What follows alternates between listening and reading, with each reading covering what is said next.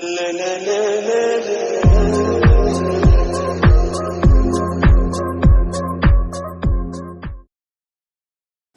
वालेकुम। ये जो स्क्रीन पर आपको बैक्टीरिया नज़र आ रहा है, ये माइकोबैक्टीरियम ट्यूबरकुलोसिस। ये बैक्टीरिया हमारी बॉडी के अंदर ट्यूबरकुलोसिस यानी टीबी की डिज़ीज़ काज करता है।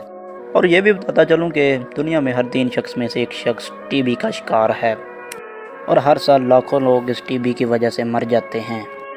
इसलिए आपको इसके बारे में जान लेना ज़रूरी है कि ये टीबी होता क्या है और इससे कैसे बचा जा सकता है।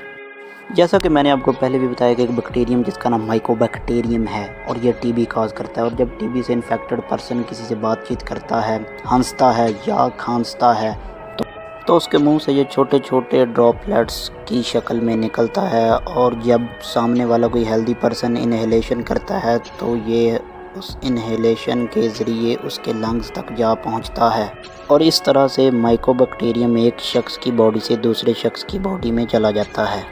हमारे लंग्स में जाने के बाद ये बैक्टीरिया मल्टीप्लाई करना शुरू कर देता है और इसी दौरान हमारा इम्यून सिस्टम एक्टिवेट हो जाता है और वो कुछ सेल्स को भेजता है जिन्हें मैक्रोफेजेस कहते हैं। वो इनको ट्रैप कर लेते हैं और इस बैक्टीरिया को हमारे लंग्स में फैलने से रोकते हैं। मैक्रोफेजेस बैक्टीरियम के गिर्द इकट्ठे होकर एक ग्रैनुलोमा बना लेते हैं।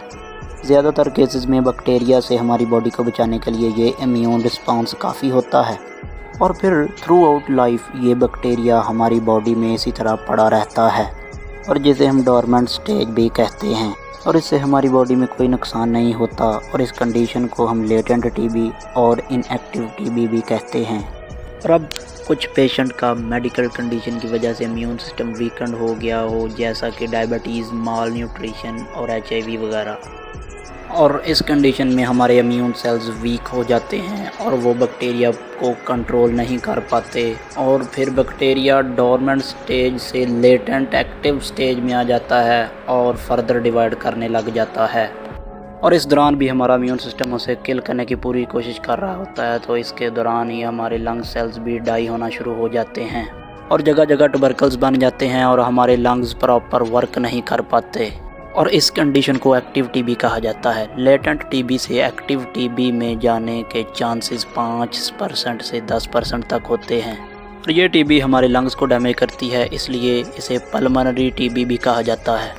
अगर हम टीबी के सिम्टम्स की बात करें तो लेटेंट टीबी की सिम्टम्स अपीयर नहीं होती और हाँ, एक्टिव टीबी की सिम्टम्स अपीयर होती हैं, जिनमें चेस्ट पेन, फीवर यानी बुखार का होना, number 3 weight loss, number 4 loss of appetite, number 5 cough, number 6 cough through blood, खांसी के साथ ब्लड का आना वगैरह शामिल हैं।